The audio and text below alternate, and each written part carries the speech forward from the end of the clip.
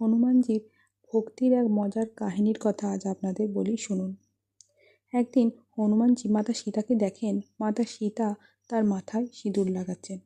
তখন অদ্ভুতভাবে তিনি তাকে প্রশ্ন করেন যে এটা কি, এবং তিনি তা মাথায় দিচ্ছেনই বা কেন।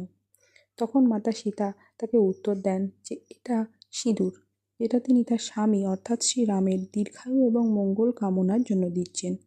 এই কথা শুনে হনুমানজি সেখান থেকে চলে যান এবং কিছু সময় পরে তিনি তার সারা গায়ে সিঁদুর মেখে শ্রীরামের দরবারে উপস্থিত হন।